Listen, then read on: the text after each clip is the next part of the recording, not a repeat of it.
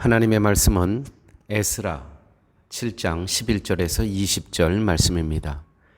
여호와의 계명의 말씀과 이스라엘에게 주신 율례 학자여 학자 겸 제사장인 에스라에게 아닥사스다 왕이 내린 조서의 초본은 아래와 같으니라. 모든 왕의 왕 아닥사스다는 하늘의 하나님의 율법의 완전한 학자 겸 제사장 에스라에게 조서를 내리노니 우리나라에 있는 이스라엘 백성과 그들 제사장들과 레위 사람들 중에 예루살렘으로 올라갈 뜻이 있는 자는 누구든지 너와 함께 갈지어다. 너는 내 손에 있는 내 하나님의 율법을 따라 유다와 예루살렘의 형편을 살피기 위하여 왕과 7 자문관의 보냄을 받았으니 왕과 자문관들이 예루살렘에 거하시는 이스라엘 하나님께 성심으로 드리는 은금을 가져가고 또 내가 바벨론 온 도에서 얻을 모든 은금과 및 백성과 제사장들이 예루살렘에 있는 그들의 하나님의 성전을 위하여 기쁘게 드릴 예물을 가져다가 그들의 손으로 수송아지와 순양과 어린 양과 그 소재와 그 전제의 물품을 신속히 사서 예루살렘 대 하나님의 성전 제단 위에 드리고 그 나머지 은금은 너와 너희 형제가 좋게 여기는 일에 너희 하나님의 뜻을 따라 쓸지며 내 하나님의 성전에서 섬기는 일을 위하여 내게 준 그릇은 예루살렘 하나님 앞에 드리고 그 외에도 내 하나님의 성전에 쓰일 것이 있어서 내가 드리고자 하거든 무엇이든지 궁중 창고에서 내다가 드릴지라. 아멘. 예루살렘 성전 건축을 마친 후에 하나님께서는 아닥사스다 왕을 통해서 학자며 제사장인 에스라를 이스라엘로 보냅니다. 여기서 중요한 것은 아닥사스다 왕이 에스라를 이스라엘 성전 건축 후에 제사장이 당연히 필요하지 않겠습니까? 근데 주체가 아닥사스다 왕이 주체가 아니고요. 하나님께서 이 페르시아 왕 아닥사스다 왕을 사용하신다는 것입니다. 고용하신다는 겁니다. 우리는 늘 성도로 살아가면서 이런 의식이 필요합니다.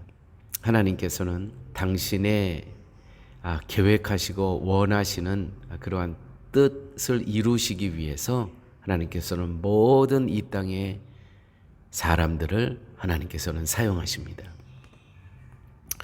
여기서 우리가 기억하셔야 될 것은 또한 성전 건축이 끝났습니다. 그러면 이제는 무엇이 필요한 겁니까?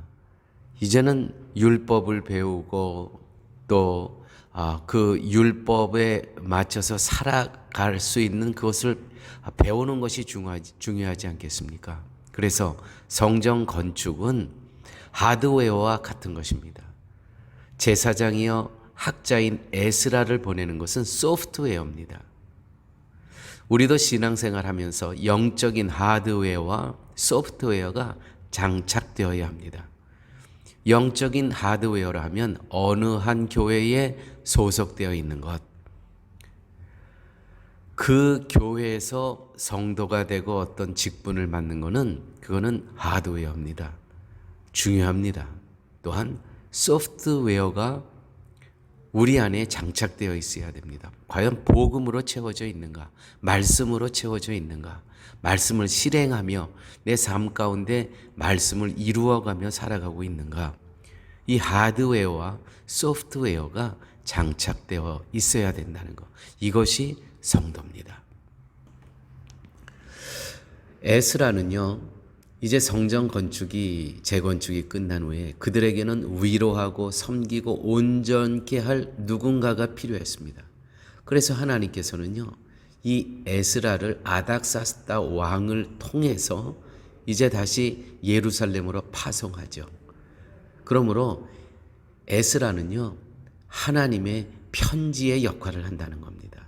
오늘 본문에 여호와의 계명의 말씀과 이스라엘에게 주신 율례 학자 겸 제사장인 에스라에게 아닥사스다 왕이 내린 조서의 초본은 아래와 같으리라.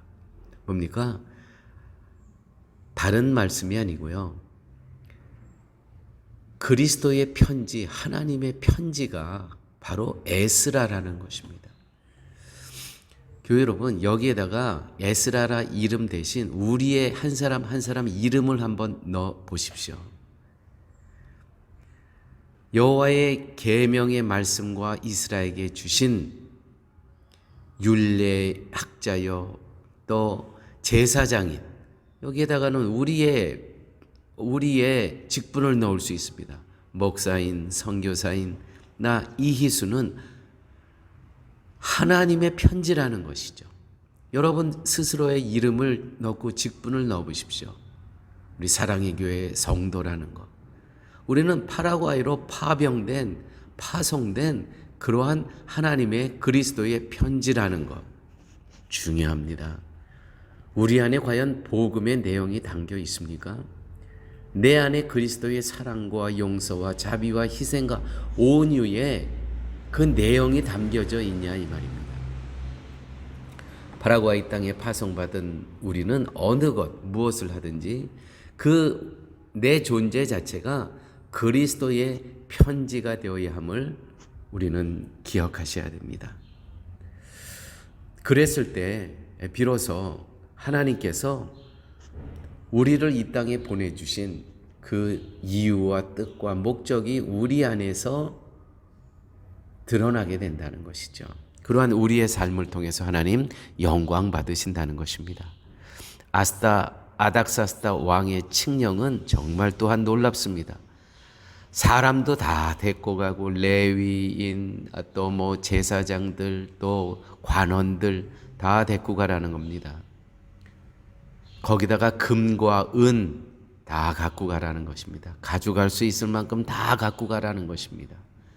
이렇게 예루살렘에 가는데 혼자 보내는 것이 아니고요.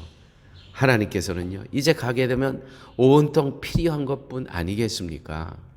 그러니까 하나님께서는 자 보십시오. 너는 내 손에 있는 내 하나님의 율법을 따라 유다와 예루살렘의 형편을 살피기 위하여 왕과 7 자문관의 보냄을 받았으니 왕과 자문관들이 예루살렘에 거하시는 이스라엘 하나님께 성심으로 드리는 은금을 가져가고 또 내가 바벨론 온도에서 얻을 모든 은근과 백성과 제사장들이 예루살렘에 있는 그들의 하나님 성전을 위하여 기쁘게 드릴 예물을 가져다가 다 가져가라는 겁니다. 사랑하는 교회 여러분, 하나님께서는요, 당신께서 뜻 가운데 하실 일이 있을 때 거기에 누구를 그 쓰임의 도구로 보낼 때는 혼자 보내시지 않아요. 다 보냅니다. 필요한 거. 사람도 보내고 물질들 보내고 금과 은 다 보냅니다. 사랑의 교회 성청 건축도 마찬가지입니다. 이것이 진정 하나님의 뜻일진데 하나님께서 사람도 준비해 주시고 물질도 하나님께서 다 준비해 주십니다. 예상하지 못한, 도저히 우리가 예상하지 못한 아닥사스다 페르시아 왕입니다. 그 이방은 도대체 이스라엘과 무슨 관계가 있습니까?